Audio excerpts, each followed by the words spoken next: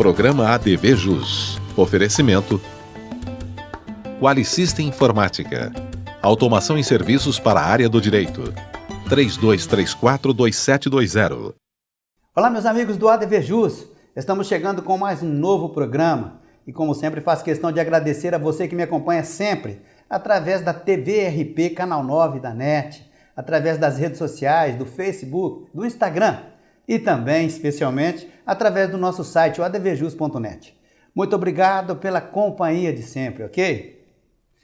Hoje, com imensa satisfação mesmo, eu estou recebendo meu colega advogado, o Dr. Jorge Sanches.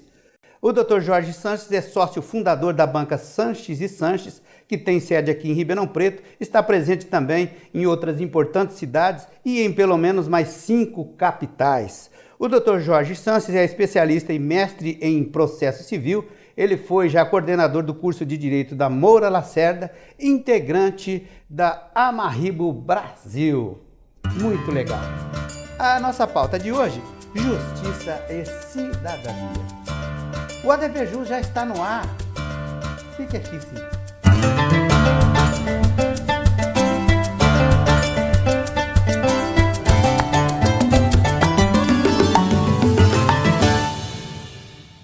Dr. Jorge Sanches, muito obrigado por ter aceito o meu convite para a gente falar um pouquinho desse assunto tão importante. Muito obrigado. Doutor Marco, é um prazer imenso estar aqui. Para mim é uma honra estar mais uma vez no ADV Jus. Tá certo. Doutor Jorge, olha só, justiça e cidadania, né? Até dois itens importantíssimos para um período tão emblemático aqui para o nosso Brasil. É verdade, nós acabamos de viver uma eleição presidencial, eleição de governadores, houve toda a renovação de parte do Congresso e muito importante a gente mostrar e debater esse tema.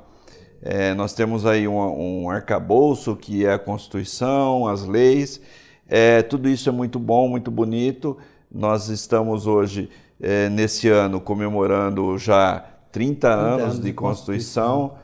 Então, eu acredito que, diante de tudo isso, é muito importante debater a democracia, debater a cidadania e, mais do que isso, o cidadão ter a consciência de que ele deve sim participar, deve sim se envolver, porque o que faz a diferença é isso, as instituições fortes, os poderes fortes e o cidadão participando e exercendo seus direitos. Isso mesmo que eu ia falar, né, doutor Jorge? Podemos começar aqui, inclusive no início do programa, só para a gente ratificar e deixar sublinhado que a justiça, né, a cidadania, passam ali e requerem mesmo uma participação política e ativa do cidadão, né? Sem dúvida. Cidadão ali é um ponto-chave para que tudo se consolide.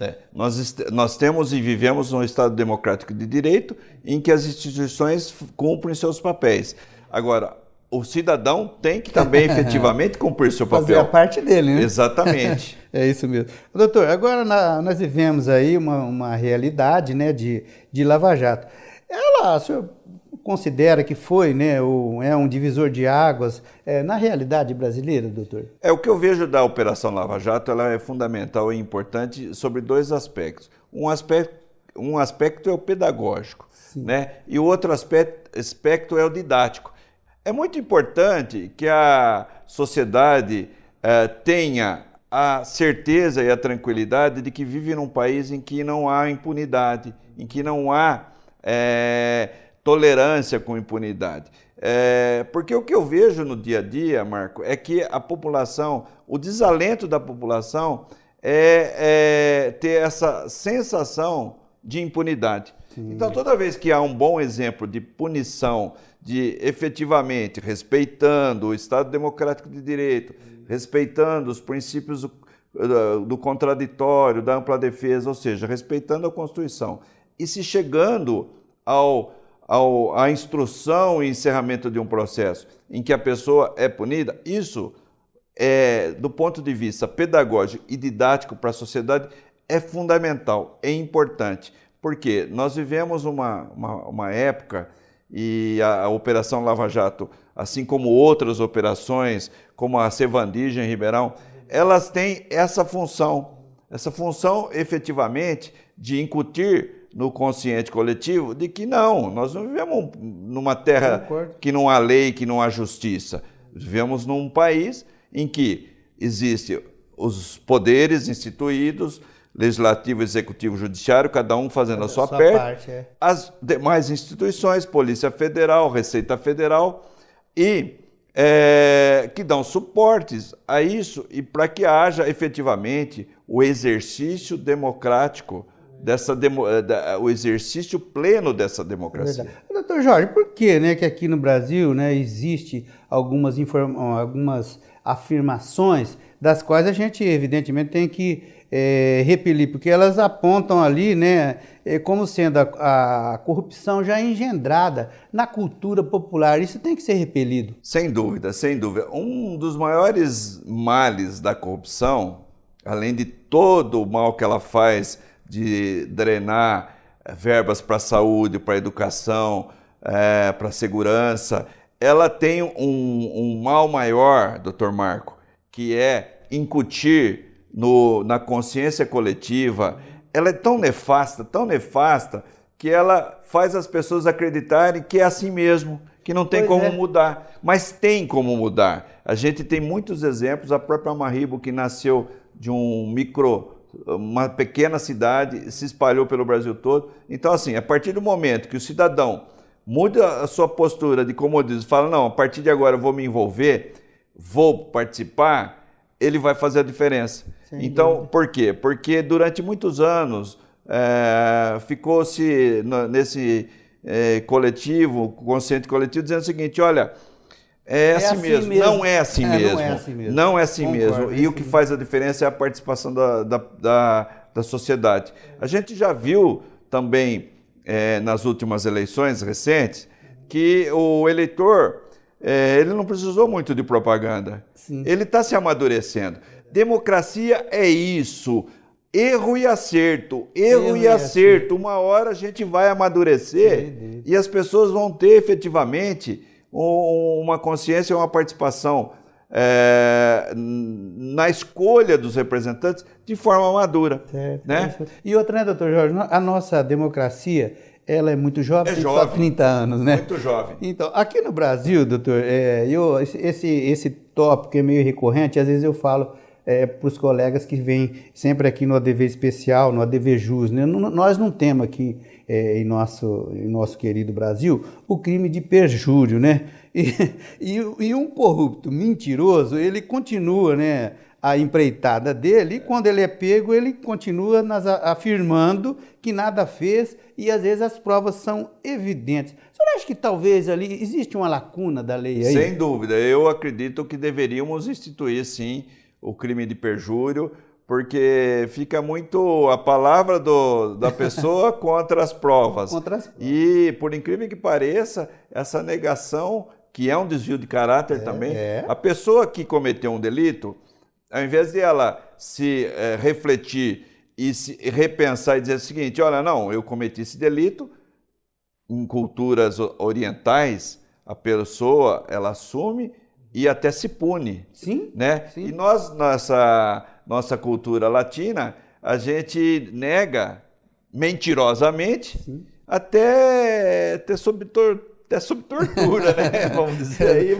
Esse é um tema que precisamos tomar cuidado ao expressar, porque... É que a gente fala a respeito desse tema do perjúrio aqui no Brasil, né, que a gente infelizmente acompanha na mídia, né, não estamos evidentemente nos referindo a ninguém, mas a gente sabe muito bem, né, doutor, que a negação da negação se torna uma afirmação e a mentira passa a ser verdade. O Instituto da Delação Premiada, ele precisa ser meio ajustado, mas ele é um caminho para se daqui a pouco realmente chegar a legalização efetivamente do crime de perjúrio. Sem dúvida, é isso mesmo. Meus amigos, nós estamos falando com o Dr. Jorge Sanches aqui no nosso ADV Jus TV, que vai fazer um ligeiro intervalo, mas antes, confira aí um ADV especial. Olá, amigos do ADV Jus. Hoje falarei a respeito da formação do contrato de corretagem de imóveis. A formação do contrato de corretagem depende de 3 etapas: a aproximação das partes, o fechamento do negócio com a assinatura da proposta e a execução do contrato de compra e venda ou compromisso. A primeira etapa para a formação do contrato de corretagem é a aproximação das partes. De fato, a atividade do corretor se inicia com a oferta do imóvel de acordo com o negócio a ele confiado. Oferta essa que se dá ao público em geral através de anúncio ou aos seus clientes habituais, bem como na segunda hipótese, com a procura do imóvel de acordo com as informações recebidas do pretendente. Surgindo um interessado ou localizando o imóvel, o corretor leva a efeito a intermediação, aproximando as partes e intermediando as tratativas iniciais. Na segunda etapa, com a aproximação das partes, se faz o acordo de vontades traduzido na proposta e na aceitação. Nessa etapa, o corretor trabalha no sentido de buscar o consenso no contrato. Vamos supor que o comprador faça restrições quanto ao imóvel no seu aspecto físico, ou seja, sobre o estado de conservação, metragem e documentação e etc. Aí então, o corretor deve tentar solucionar esses entraves, buscando ao final a assinatura de uma proposta que levará ao vendedor. Se o vendedor concordar, aceitando a proposta, o negócio se efetivou. Nesse ponto, é possível marcar a data para a escritura ou assinatura da promessa de compra e venda. O vínculo jurídico estabeleceu-se quando o vendedor e o comprador assinaram a proposta. Nessa proposta estarão presentes os 3 elementos indispensáveis a todo o contrato de compra e venda: a coisa, ou seja, o imóvel, o preço, sendo à vista ou a prazo, bem como o prazo, e o consentimento. A terceira e última etapa se dá com a efetiva assinatura da escritura pública ou particular de compra e venda ou do instrumento particular de promessa de compra e venda. Voltarei em breve com mais direito imobiliário aqui no ADV Especial. Até mais! Ok, muito obrigado. Um intervalinho, voltamos já já. Aguarde. Segundo encontro ADV Jus, ADV Especial. Apoio. Ateliê da Pizza. A pizza feita com arte, sabor e qualidade incomparáveis. PMG Corretora de Seguros. Seguro de responsabilidade civil para advogados. Faça o seu. JP Queijos Canastra. Receba esta delícia em sua casa. Você merece. Equali System Informática. Conheça o novíssimo Legale Web, perfeito para qualquer tipo de advocacia. Ateliê da Pizza. As melhores pizzas da cidade em um ambiente único. Qualidade e sabores incomparáveis. Somente no Ateliê da Pizza. 39161990 e bom apetite! JP Queijos Canastra. Todos os tipos de queijos originais e tradicionais da Serra da Canastra. Faça seu pedido e receba em casa sem custo adicional. 988269293. Ok, voltamos então com o ADV Jus. Hoje, honrosamente, nós estamos recebendo o meu colega advogado, o Dr. Jorge Sanches. A nossa pauta de hoje, Justiça e Cidadania. Importantíssimo, hein? Dr. Jorge, a gente está falando desses temas tão relevantes, mas eu acho que é assim, muito importante destacar, né, que para se combater a corrupção, Dr. Jorge, aquele que se predispõe, ele tem que ter uma vida pregressa limpa, né? Sem dúvida. O exemplo é tudo, né, Marco? Então, para eu pregar, eu tenho que primeiro fazer a minha parte, né? Verdade. Então, é isso que acontece. Hoje em dia, por que a classe política está tão desprestigiada? Porque ela não dá o exemplo. Não dá. Né? Ao invés de, qual que é a razão da função pública? A razão da função pública é eu poder servir o público. Sim. E o que tem acontecido muitas vezes é que servir a si próprio. Ele vai, ao invés de servir o público, se serve do público, né? E aí, então, é isso. Eu acho que precisa, primeiro, a pessoa ter uma conduta ilibada, uma vida pregressa regrada, reta, digna, e aí sim dá o exemplo. E o segundo passo é o participar. Eu sempre falo, a pessoa para ser respeitada, ela tem que ter essa retidão de caráter E essa capacidade também de fazer as coisas, a capacidade técnica. Às vezes eu sou um crítico dos vereadores, dos deputados, porque às vezes até a pessoa é bem intencionada, mas falta um pedaço. Qual é? O preparo para exercer o cargo. Então tem as duas coisas, que é o sujeito que entra lá e pratica corrupção, e tem também o sujeito que é do bem, que é eleito, mas não tem o preparo técnico. Então, uma coisa, essa parte também é ruim.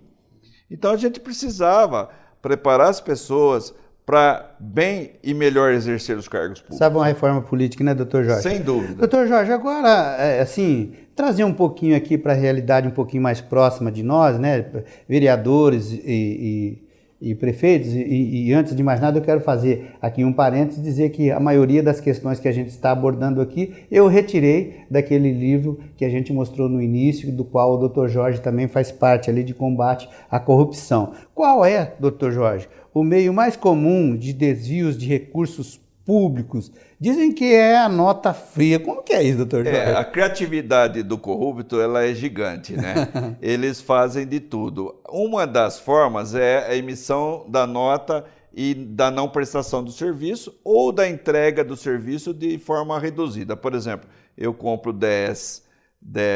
Nós tivemos aqui em Ribeirão vários exemplos. Por exemplo, a questão da compra daquelas catracas para as escolas, certo, que foi uma decisão precipitada, porque não era prioridade aquilo. Sim. E acabaram comprando, depois não se utiliza.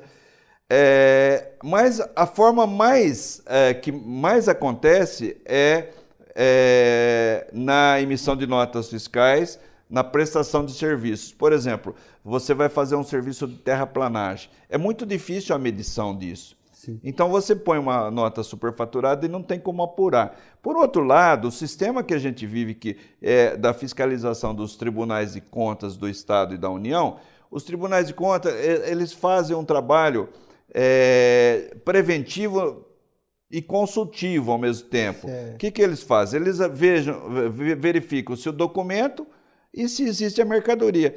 Mas isso não basta, porque se foi superfaturado ou se teve desvio daquelas mercadorias, não tem como provar. Então, ele fica incompleto esse trabalho. E outra coisa, o Tribunal de Contas, ele dá um parecer opinativo.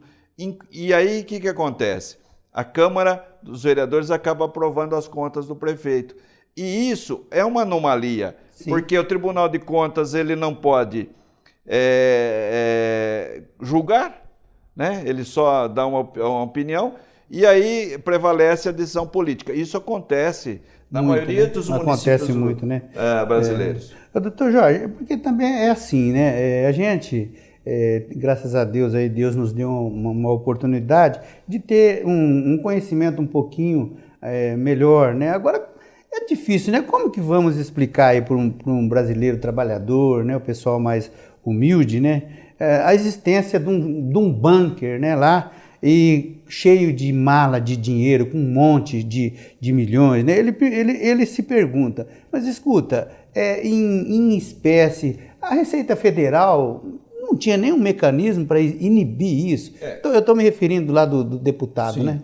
Ao rigor, as instituições elas acabam fazendo um trabalho um pouco limitado. Então, acho que a gente só vai conseguir mudar isso quando a gente conseguir evoluir na parte da educação, né? Para as pessoas saberem, se conscientizarem e conseguir fiscalizar um pouco mais. E saber votar. É um polêmico usar essa expressão, saber votar.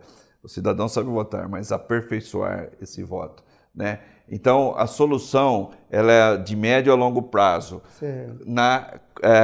no que diz respeito a melhorar a educação. Nós temos exemplos na América do Sul, como, por exemplo, o Chile, de que melhorou consideravelmente, reduziu consideravelmente a corrupção, porque investiu na educação. Então, nós precisamos fazer isso. É muito difícil, realmente, você incutir na cabeça de uma pessoa mais simples em que ocorreu um crime lá em que a pessoa tinha num apartamento 50 milhões de... É complicado. Doutor Jorge, nesse mesmo viés aí, o senhor acha que também, quem sabe, seria um caminho, né? O eleitor, o cidadão, se preocupar às vezes em nível de ocorrências desse naipe aí, com o que está mais em volta dele ali, com o município, com o estado, o começo seria por aí? Sem dúvida. A vida acontece nas cidades, não é em Brasília, é nas cidades. A gente vive nas cidades. Brasília tem mais notícias. A Brasília é a consequência, né, de tudo que a gente faz aqui. É verdade. Então, assim, é mudança de pequenos hábitos, não praticar e combater a corrupção. Então, assim, exercer seu direito. Fulano furou fila, o fulano deu uma caixinha para ser atendido primeiro.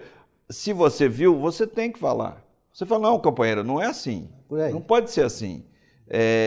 Então, o efetivo exercício da cidadania é você se policiar para não praticar pequenos atos de corrupção e também fiscalizar quem pratica esses pequenos atos de corrupção.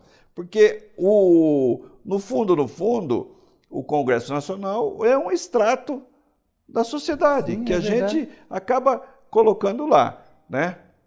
Verdade, é isso mesmo. Doutor Jorge, uma coisa muito importante também que a gente observa, né, aí que às vezes tem pessoas que gostam daquele ditado, né? Quer dizer, eu posso, mas você não. Então, nesse naipe de fiscalização, a pessoa também tem que prestar atenção, em primeiro lugar, nela. Ela também dá o exemplo, independentemente ter do que ela... autocrítica. Sim, independentemente do que ela faz, do que ela está vivendo. Eu tenho que ter a autocrítica de falar, bom, primeiro eu o exemplo, né? A outra frase que é muito comum também, rouba, mais faz. Mas se não roubasse, faria muito mais. Isso que o cidadão tem que pensar. Né? Se o camarada, ele rouba, mas faz, se ele não roubar, ele vai fazer muito mais. Né? É isso. Os benefícios serão muito maiores, né? A gente que tem a oportunidade de conhecer outras culturas, outros países, a gente vê, Marco, o quanto a gente ainda precisa avançar. O quanto nós não vamos perder as esperanças. Não, não vamos não. Eu sou um incorrigível otimista. Eu tenho fé no Brasil, tenho fé nas pessoas. Eu acredito que efetivamente um dia a gente vai melhorar, a gente vai viver numa nação mais desenvolvida, mais justa, mais digna, né? É isso mesmo. Meus amigos, sucessão aqui no ADV Jus é a nossa estante jurídica. Veja que obra bacana.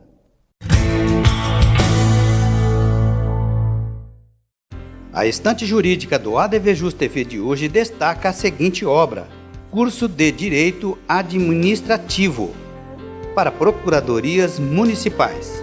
Curso de Direito Administrativo, autoria Rafael Carvalho Rezende Oliveira. É a 6ª edição.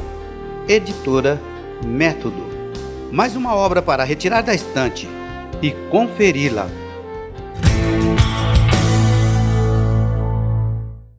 Ok, nós vamos fazer um ligeiro intervalo, você sabe que é rapidinho. Aguarde, por favor. Seguro de responsabilidade civil para advogados. Conheça na PMG Corretora de Seguros. Ligue agora.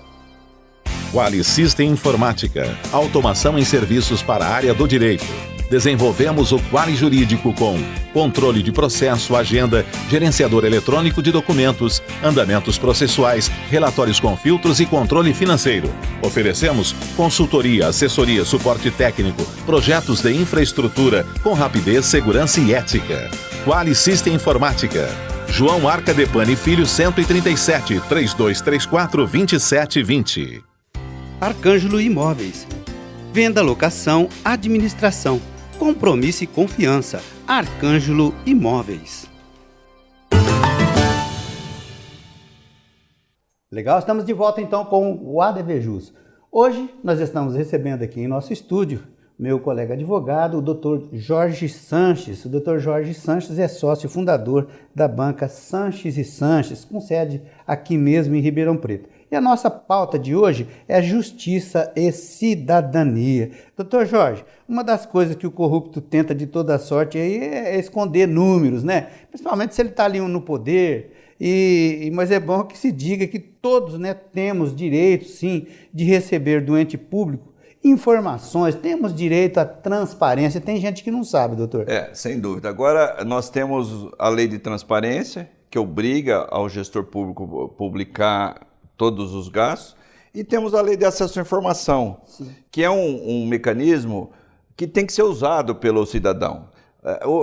Quem mais usa a lei de acesso à informação acaba sendo a imprensa, que precisa buscar as informações para publicar as notícias. Mas o cidadão também tem esse direito de ir e buscar, inclusive, Marco, cópia dos contratos públicos realizados pela administração, né?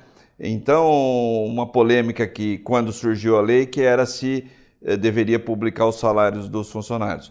Isso o Supremo já pacificou no sentido que sim, que deve publicar, pode publicar, isso não fere o direito particular do indivíduo, né? Então, cabe ao cidadão, mas também ao órgão público, publicar todas as informações.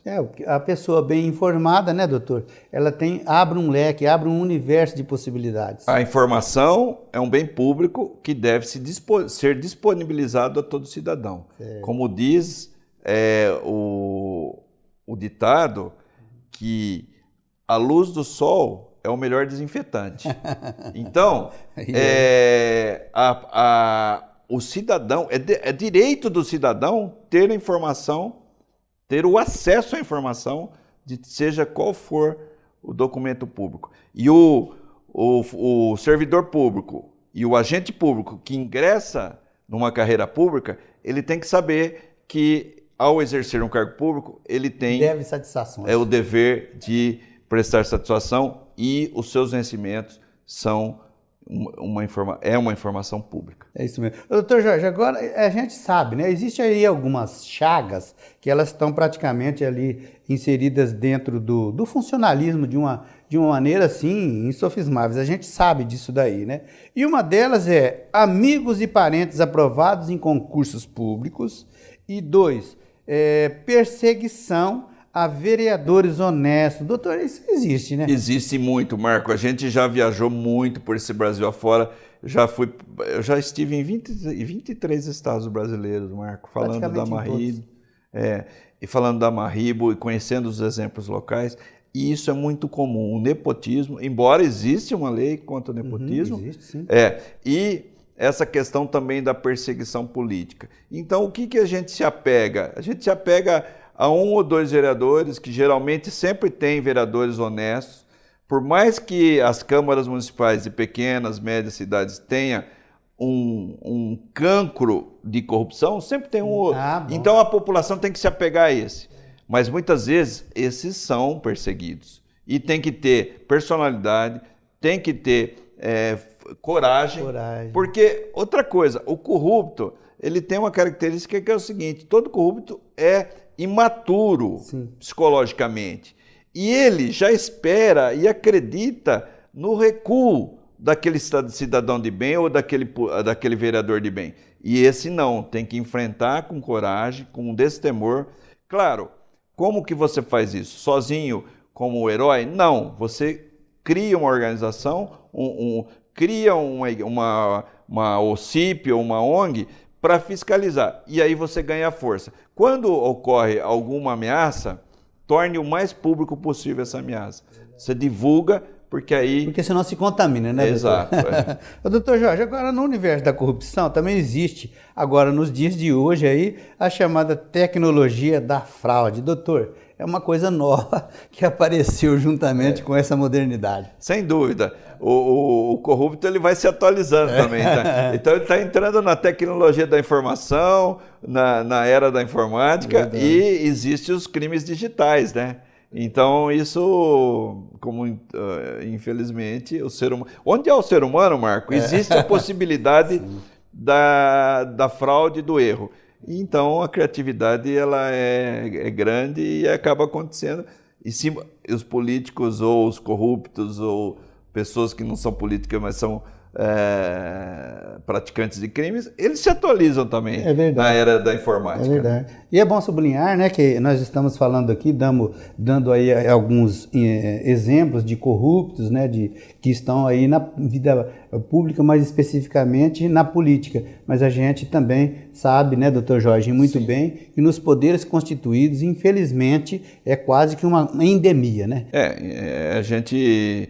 Por isso que eu falo, Marco, repito, a sociedade ela fica tão enojada, tão cansada, que ela chega a esse ponto de desanimar e falar, não tem jeito. Mas nós temos que lutar contra isso, porque as pessoas do bem, melhor dizendo, as pessoas de bem, elas são a maioria. Sim. As pessoas honestas são a maioria. Graças a Deus. Os poderes instituídos têm muita gente com retidão de caráter, muita gente digna que faz o seu trabalho dignamente. A gente tem que lutar para combater aqueles gominhos, entre aspas, né, doutor Jorge? É isso mesmo. Doutor Jorge, agora trazer aqui um pouquinho, né, como diz o outro, talvez seria quase que um corte na carne aqui. Conluio e ações judiciais com o propósito único de fraudar. Doutor Jorge, quanta coragem. Isso ocorre muito, né? A gente teve exemplos recentes até aqui na comarca, de conluio e também de ações oportunistas, né, para tirar proveito. Quando a Constituição entrou em vigor, existiu uma enxurrada de demandas de danos morais. Né? E aí o judiciário até ficou um pouco perdido no começo, e hoje isso está já mais ou menos tranquilo. Deu uma estancada. O judiciário já também conseguiu encontrar um meio termo. Eu acho que o exercício da cidadania, buscando os seus direitos no judiciário, ele é constitucional. Agora, o que cabe ao judiciário é reduzir, eliminar esses abusos, que nem sempre é possível, porque também acaba... tudo é feito por pessoas, promotor, juiz, né? E todos são passíveis de eventualmente acertar ou até mesmo ser levado a errar por um conluio entre as partes. Né? É verdade, ainda que seja de forma involuntária. Ainda que involuntariamente, claro. É isso mesmo. Meus amigos, mais um ADV especial aqui no ADV Jus. Confira.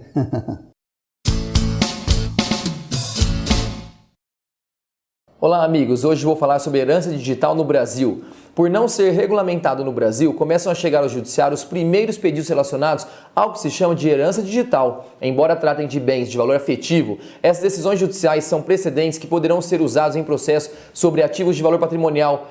Recentemente, por exemplo, a Justiça de Pompeu, Minas Gerais, negou o pedido de uma mãe para acessar os dados da filha morta, arquivados em uma conta virtual vinculada ao telefone celular. O magistrado considerou na decisão o sigilo da correspondência das comunicações telegráficas, de dados das comunicações telefônicas, garantidos pela Constituição Federal. Em 2013, a primeira vara do Juizado Especial Central de Mato Grosso do Sul aceitou o pedido de liminar de uma mãe para excluir do Facebook o perfil da filha falecida. Isso porque os amigos da jovem, na rede social, continuavam a postar mensagens, músicas e fotos para a menina. Primeiro foi feito um pedido administrativo. Como a resposta foi negada, então a mesma recorreu à via judicial para desativar o perfil. Nem o Marco Civil da Internet, Lei 12.965 de 2014, nem a Lei de Proteção de Dados de 2018 abordam a questão. Por esse motivo, segundo advogados, também não há jurisprudência pacificada para definir quais ativos digitais são transmissíveis para herdeiros. Mas a tese que se desenha é: se há valor patrimonial, cabe sucessão, mas ainda somente judicial.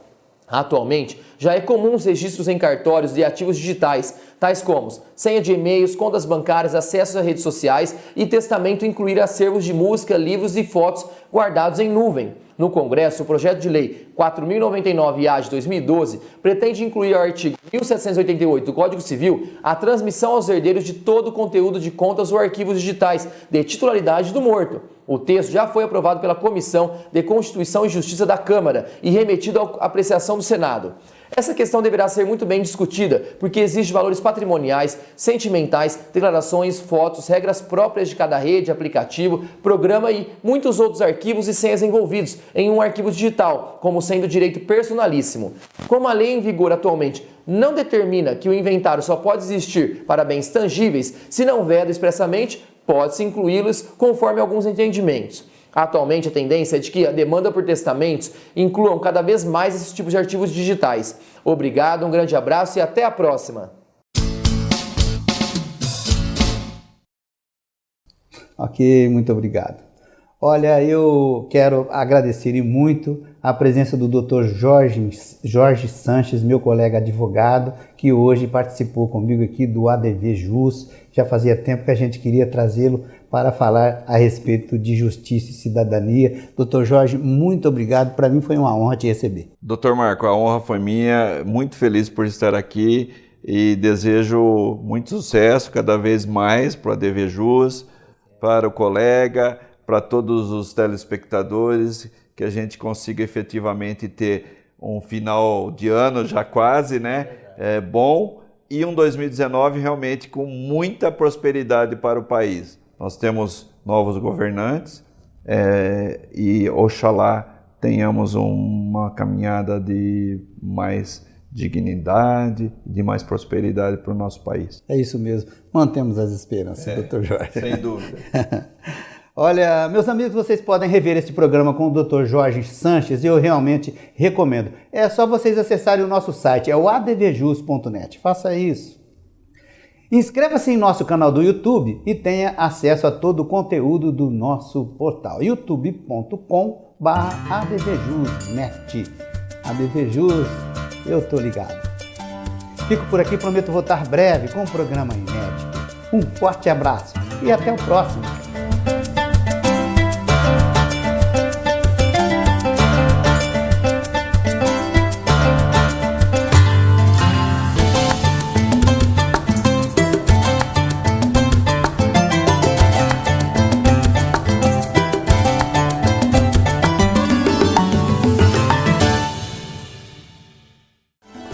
Programa ADV Jus. Oferecimento Qualisystem Informática. Automação em serviços para a área do direito. 3234-2720.